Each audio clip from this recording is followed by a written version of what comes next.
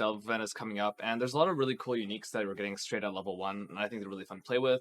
I have 3 builds I've planned. The third one's a little bit experimental. Let's get straight into it. So the first one of these builds, and something I think could be possibly a rank 1 overall build, is a DD Ignite Trickster. So DD Ignite in Delve has really good base damage because when you get to the Primeval Ruins, those sort of blue biomes that all can spawn in, you can get those big corpses, and you basically get a 135k base hit on your Detonate Dead.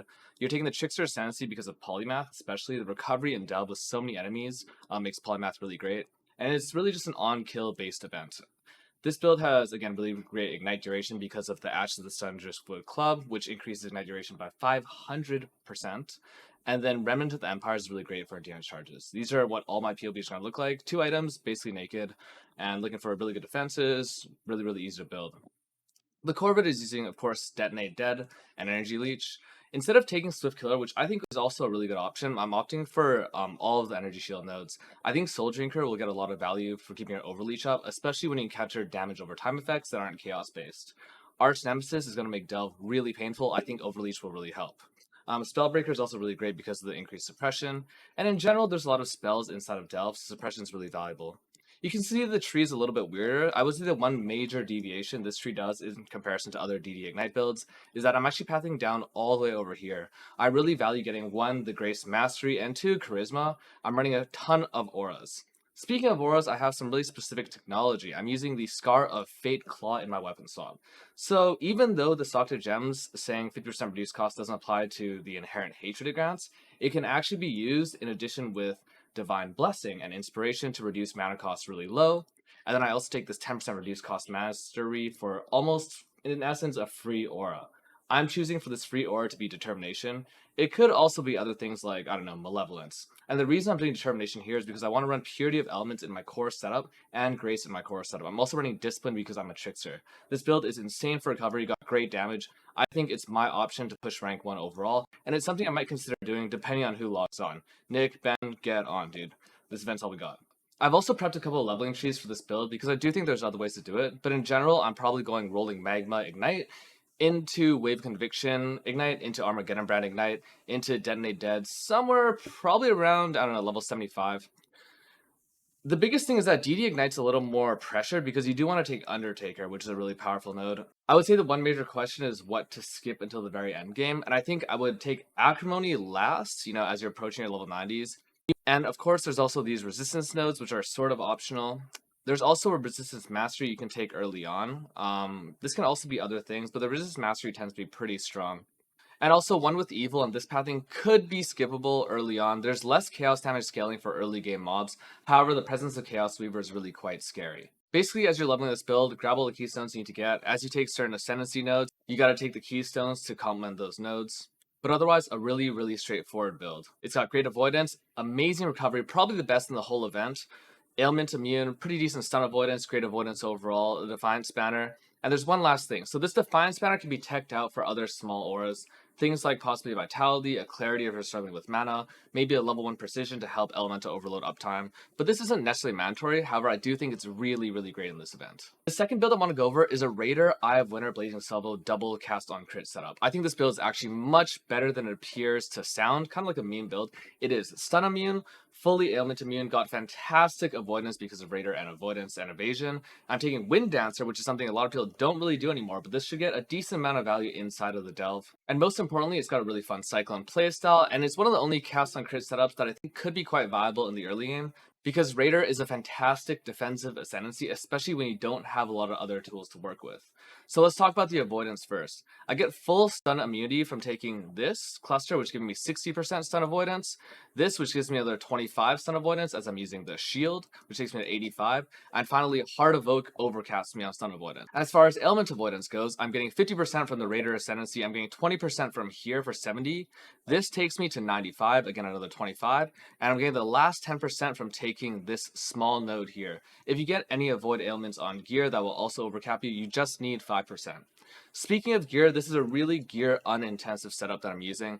A lot of the nodes look really inefficient because I just don't want to get that much gear. For example, Weathered Hunter, this is accuracy, it's all res, it's got precision reservation, but if you have accuracy on gear, guess what? You don't need to run this. I have 252 dex, Pretty much any amount of accuracy will let you get to the accuracy cap, and that'll be really great. I'm also taking the Entrench wheel. This isn't mandatory if you happen to get any suppression on gear, so same deal there. And then I would swap over to taking this crit mastery instead in this wheel at instinct. This blind mastery isn't necessarily mandatory, however I do think it's pretty strong given 1, your hit rate with Cyclone, and 2, what it does for crit capping very easily.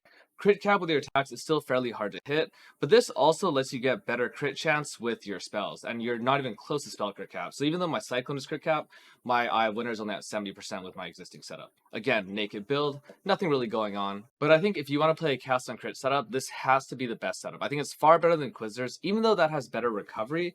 This just has so much avoidance built into it, and so much baseline defense, which you really, really, really want in this event. The last build I outlined is an EK Poison Occultist setup. So I don't know that this works for sure, but it's predicated upon Relic of the Cycle's new wording, which says projectiles return to you at the end of flight, instead of projectiles return to you from final target. So the legacy mod in previous Endless Stealth events was this one, and this one basically works like Vengeance Cascade. So you want to have a target at the very end of a projectile's travel, you hit that target, and then it travels backwards, anything in between will get hit.